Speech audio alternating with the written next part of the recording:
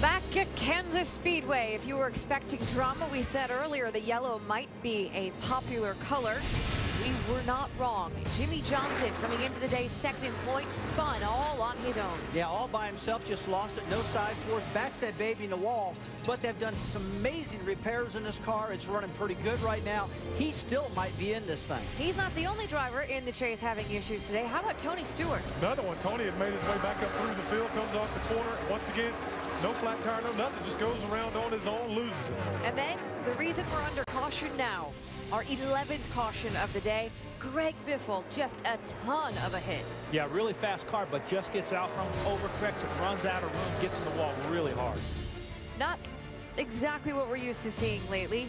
Cautions have been coming down, except at this newly repaved track. Why are we seeing what we're seeing today? Nicole, what's going on right now? Because of the brand new surface out there, the tires have got to be very, very hard to withstand that. The problem is, though, when you have a hard tire, it slides a lot on the asphalt. It creates a lot of heat. The right front air pressure builds, the tire gets real hot, it blows out. This is pretty common. This track needs to get wintered in with all the snow and stuff during the winter. They come back next year to be better. Goodyear needs to soften the tire for a couple of steps. Things will be much better when they come back. Expectations for these final 88s? I think we're going to see some more tires go down. I think we're going to see some more spins. But Clint Boyer has been really racy up front. I'm looking at Clint Boyer. All right, well, I'm going to tell you what. Don't count the 43 out yet. He just got the lucky dog. He's come through the field more than anybody else. Don't count him out. Allen, back to green. Here we go. And what'll it be this time? And how many laps?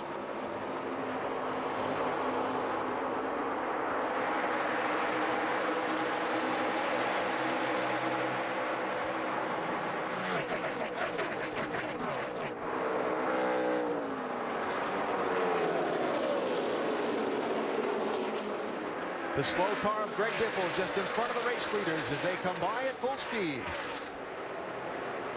And the Biff gets out of the way. Trying to just get back up to speed after repairs to his car. Mark Martin leads. Clint Boyer second. Denny Hamlin third. Fourth, 27 Menard trying to ease in front of Casey Kane in the 5. Ryan Newman looking for some running room around Kyle Busch. Oh, trouble. Into the walls, the 18, and more trouble. Sam Hornish collected. Newman's torn up. And the yellow flag's out again. Fire it up, get a roll in if you can.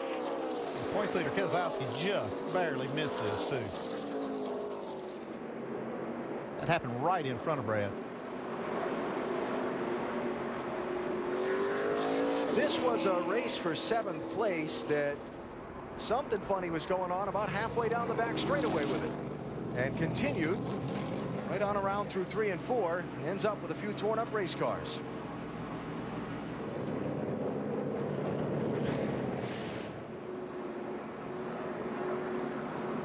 And Newman gets in the back of Kyle Busch. He was already loose. Kyle was pretty much all day. But you can see just how close that was for Keselowski. Well, he drove right in between everything that was happening. Half back corner. Right in front of Philip. Wow. Unbelievable. I agree with you. That was unbelievable. Sometimes you just got to have some luck. Anytime you're going to try to win a championship and go on and win a championship, you have to have some good fortune. And Brad's done some terrific driving, but he's also had some good fortune. You can see that the 22 actually got into him and got him a little bit loose before he got to the 39. Jimmie Johnson made it through again.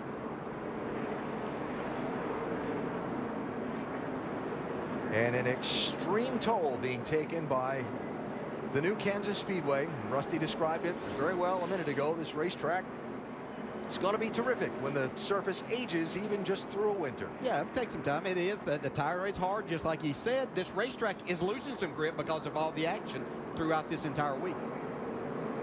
Man, if we win the championship, just go ahead and save that part right there, that video clip. I hope there was an NASCAR camera of that. It's a minefield. It's unbelievable. Yeah, we got it for you, Brad. Mark the tape. I'm just flashing back to the radio we heard earlier with his spotter, Joey Meyer. Before he could even say anything, go high, go low, he just, unbelievable.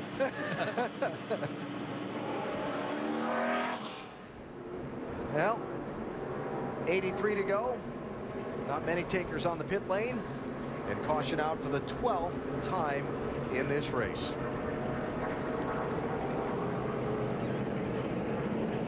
Some of the best in the business getting all torn up in this one today. 7th time in this race, drivers running in the top 10 have been involved in accidents at Kansas Speedway in this one.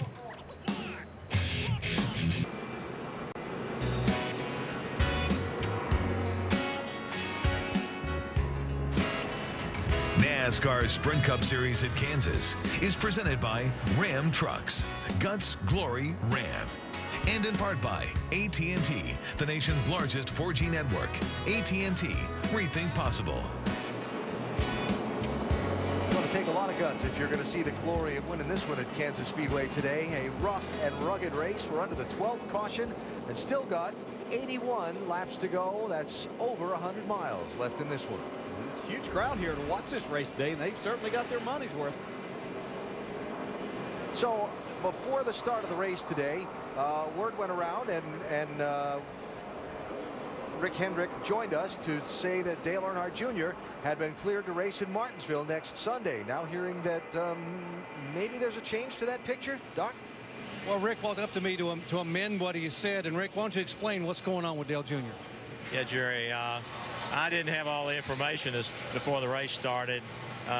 Monday, he's going to be in a closed test that Dr. Petty will attend in the car. And then Tuesday, he'll have another impact test in Dr. Petty's office. And then the final decision be made. But so far, everything's been good. And all of the tests have been good. And this is the final step. When I got the information this past week, I've been out here, I thought we were all done. But then I found out that he was going to have a test in the car Monday, and Dr. Petty will be there. Then he'll have an evaluation Tuesday in his office, and then Dr. Petty will make that decision then. But it looks good. So you're anticipating test okay, impact study doesn't change. He should be back in the car.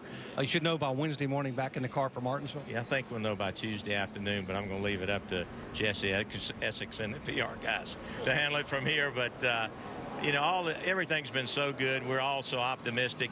He's excited about getting back in the car, but these are the steps we have to take. And you know, those impact tests are important. And I guess being in the car will tell him a lot. And then the test Tuesday. So we're expecting him to be cleared, but until Tuesday, we don't have that final word. Thank you, Rick. Thank you. Alan? Well, I hate for Mr. Hendrick that he had to come back around and do that, but we appreciate him clarifying the situation, and we look forward to hearing the final outcome on all of that evaluation of Dale Earnhardt Jr. this week and seeing him back in the 88 car. Martinsville next week. Regan Smith subbing in that 88 today. You see the highs and lows on him after a big scare in qualifying. He's raced up into the top. Yeah, doing a solid job once again in this car. And by the way, one of the few with a clean race car with all its fenders on it. Don't jinx him. I know. Dave? Alan, Kyle Klein from the car under his own power. Kyle, describe the racing in general, and then what happened between you and Newman. Everything's just on edge. I mean, you're really slipping and sliding and fighting for as much grip as you can find out there. And so, you know, I'd come down the back straightaway. I come low a little bit and to protect the bottom just to try to make sure I could keep my line down there. I've been losing spots on the top all day. But then Newman just ran up on the back of me and got me loose, which I've been loose all day. And then he ran into the back of me and spun me out. So just impatience. I mean, there's still 80-something laps to go. I don't know what that was for or why or whatever, but I'm glad he's wrecked along with me, and he'll get another one here before the year's out. Sorry, you're out. Kyle Busch done for the day. Alan? All right, Dave. 79 laps to go.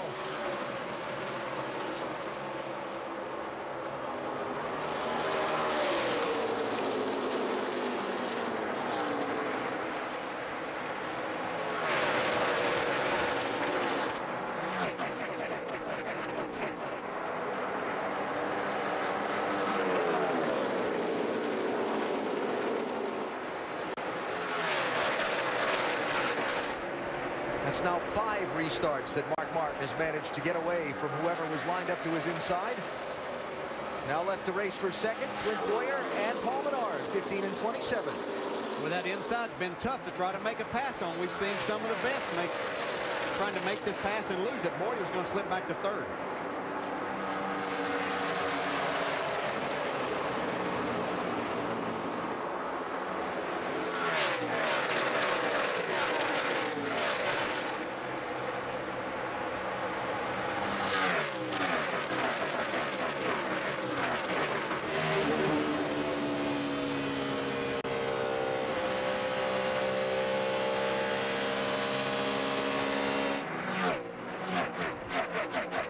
By the way, Marcus Ambrose, the free pass at that last caution. He's back on the lead lap.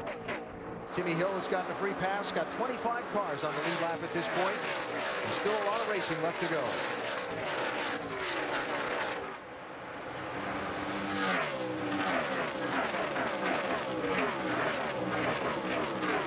Just see Jimmy Johnson going by there.